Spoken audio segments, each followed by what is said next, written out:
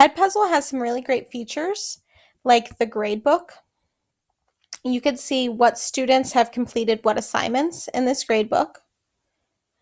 So right now it's only showing me from April 8th to today, and I could change that and I could see more assignments if I wanted. So I could go back to, maybe I want to start March 13th and see all of them.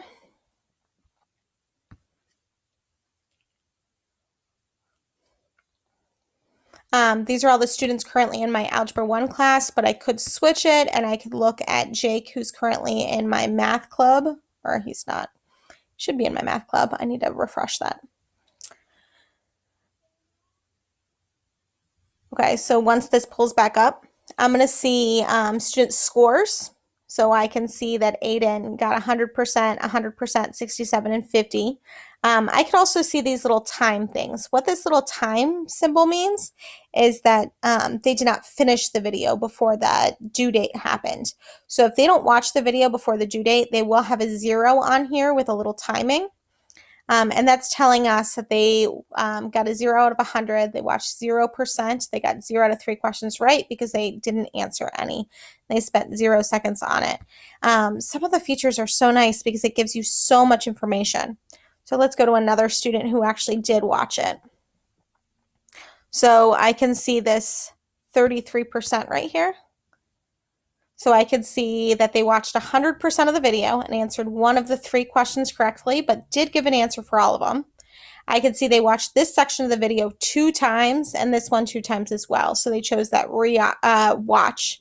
I can also see the answers that they put in for these. So this one was a constructed response that I graded, so an open-ended.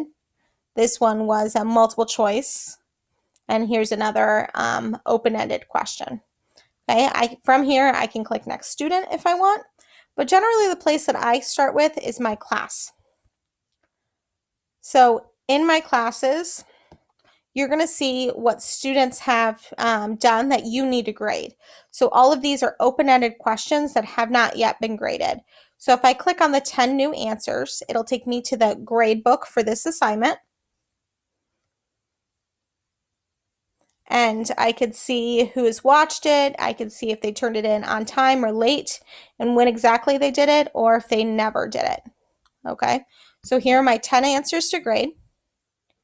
It will pop it open in another window and I can see students' answers. So 81 does not go evenly into 48. So I could say, give them a comment like 81 is larger than 45, so it can't fit in evenly. I can comment that and I can go ahead and mark the question incorrect if I'd like. And I could just go down the list with it. If I need to preview the video so I can remember what I was looking for that question, I can go ahead and preview the video. Now here's the deal with Edpuzzle, and this is the only part of Edpuzzle I really don't love.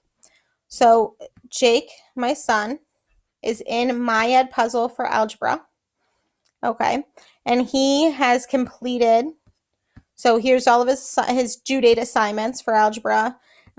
These are the no due dates, so they don't currently, so notice how they organize them. And then the completed. So he has completed this assignment, and I graded it, but when I graded it, it didn't actually give him any email or notification that it was graded. The only way to see my comment that I put in is if I go to the actual question, or if Jake goes to the actual question. So this was the open-ended question. He answered 29. And I gave him some feedback on it, but notice that we're struggling to find it. So you know students are struggling to find it. Okay.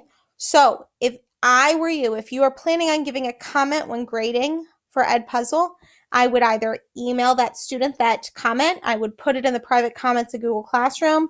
They won't be able to find, well, they will be able to find it, but it's not ideal for them to do this. So the only way that they would see it is if they rewatch the video under their completed.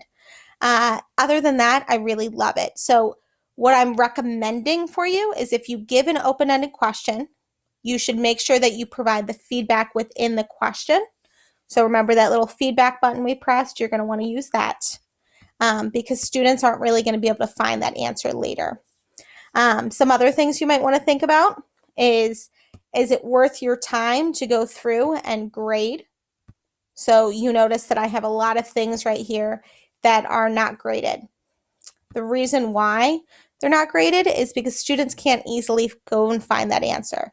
So to me, my time is better spent talking to them within Google Classroom. Also, I use Edpuzzle for learning. I don't use it for assessment. So these are all notes you'll notice. So my Edpuzzle is to start them learning, and I would rather give them some more directed feedback within the Google Classroom. This still gives me information about multiple choice questions, so I do like it for that reason. And I like open-ended questions if the answer is in the video right after it, some kind of like prediction question where they could think about it. So those are some things to keep in mind when you are doing Edpuzzles, grading, and data.